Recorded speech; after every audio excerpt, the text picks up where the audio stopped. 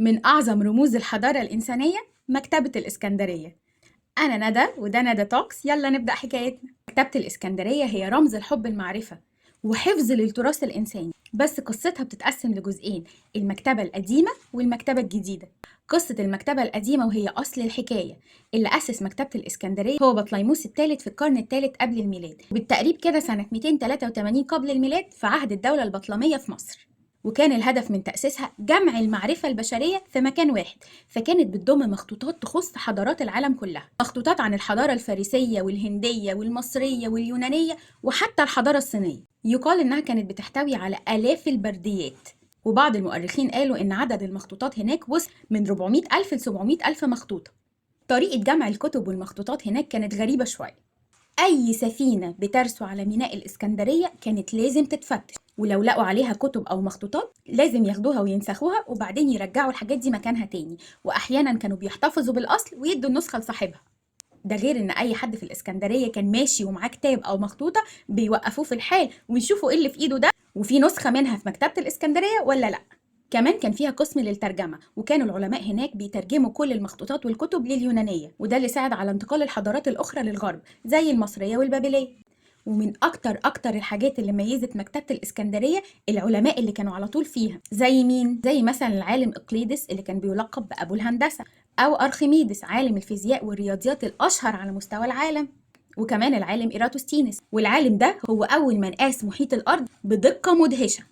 زي ما قلنا مكتبة الإسكندرية القديمة كانت بتحتوي على كل المعرفة البشرية، كان فيها كتب نادرة جدا للأسف ضاعت مع حريق الإسكندرية الأولاني، والكتب دي لو كانت موجودة دلوقتي كانت خلت العالم بتاعنا دلوقتي مختلف بشكل كبير. زي إيه؟ زي مخطوطات اسمها هرمس الهرامسة، ودي كتب روحية وفلسفية كانت بتضم أسرار الكون كلها، وكمان كانت بتتكلم عن تفاصيل الكيمياء القديمة اللي هي الخيمياء. مخطوطات هرمس الهرامسة كمان كانت بتتكلم عن إكسير الحياة وإزاي يحولوا المعادن لذهب، والمخطوطات دي بتعتبر هي أصول السحر وعلم الخيمياء في أوروبا في العصور الوسطى. الكتاب التاني واللي كان هيبقى خطير لو موجود اسمه كتاب الخرائط الغامضة.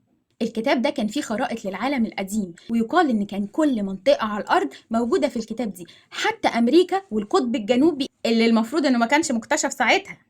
ومن الكتب المثيرة اللي ضاعت مع حريق الإسكندرية الأولاني كانت كتب بتتكلم عن علوم الفلك المتقدمة. يقال إن كان فيها نظريات عن إن الأرض كروية الشكل وبتدور حول الشمس، والنظريات دي كانت موجودة في مكتبة الإسكندرية قبل ما كورينيكوس يكتشفها ب2000 سنة. كمان كان في نصوص بتشرح مواقع الكواكب والنجوم بدقة عجيبة.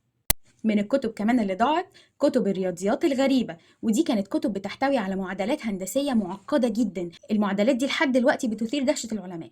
والكتب دي كمان كان فيها نصوص أرخميدس عن آلات الحرب وتقنيات هندسية كانت متقدمة جدا وقتها. كمان من أنواع الكتب اللي ضاعت يا ريتها كانت موجودة نوع من الكتب اسمه الميثولوجيا المفقودة، وده كان بيتكلم عن حضارات العالم المفقودة زي إيه؟ حضارة أطلانتس.